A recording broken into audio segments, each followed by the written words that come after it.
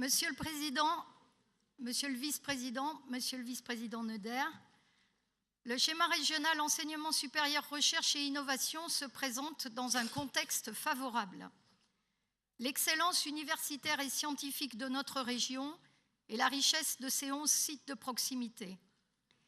L'exigence faite aux universités de contribuer au développement économique des territoires et la volonté de l'exécutif de sanctuariser le budget enseignement supérieur et recherche de la région.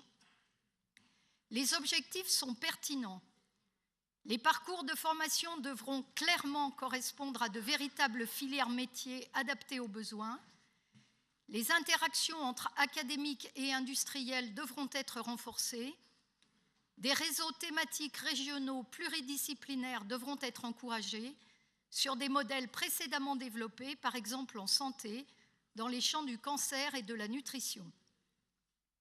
L'ensemble des dimensions de la problématique est prise en compte. Le schéma propose à juste titre le soutien des populations fragiles et précieuses que sont les étudiants et les chercheurs, le désenclavement du monde de la recherche, identifié comme moteur du développement économique et forte opportunité d'aménagement du territoire, l'impulsion vers le monde de la formation du virage numérique porté par la région et l'animation du débat citoyen autour des inquiétudes et questionnements éthiques que posent à l'opinion publique certains bouleversements technologiques. Nous en avons eu des illustrations dans les minutes qui viennent de s'écouler.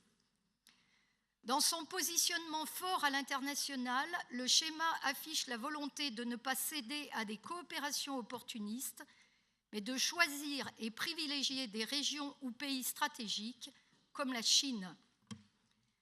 Les 8 domaines d'excellence identifiés sont cohérents avec les axes affichés par les 3 pôles universitaires majeurs de la région, l'IDEX Université Grenoble-Alpes et, espérons-le, le futur IDEX Lyon-Saint-Étienne et le futur ICIT Clermont-Ferrand.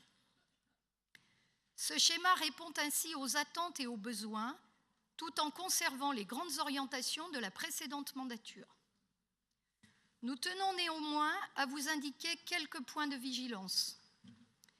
Tout d'abord, sans verser dans l'excès de bureaucratie planificatrice, l'adjonction de quelques critères évaluables permettrait de clarifier le déploiement des actions. La feuille de route est délibérément souple. Elle devrait s'enrichir, nous semble-t-il, de la hiérarchisation souhaitée par Madame la Présidente du Césaire et de la mention d'objectifs et d'indicateurs de résultats. Les dispositifs de mise en œuvre devront être co-construits dans cet esprit et contractualisés avec les communes et les associations de sites. Les acteurs n'y verront, à notre avis, aucune défiance du politique vis-à-vis de la société civile, mais plutôt une garantie de transparence, de cohésion du maillage régional et de réactivité aux innovations de rupture.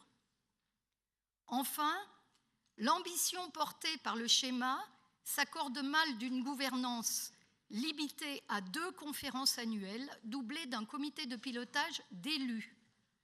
Nous retiendrions volontiers la suggestion faite par le vice-président Yannick Neuder en commission, à la suite de nos échanges, et qu'il a d'ailleurs réitéré aujourd'hui, d'une revoyure annuelle pour un meilleur suivi évolutif de ce schéma.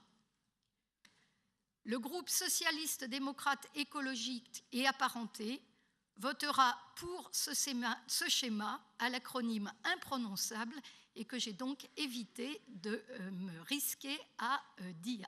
Je vous remercie. Merci Madame Triel-Noir.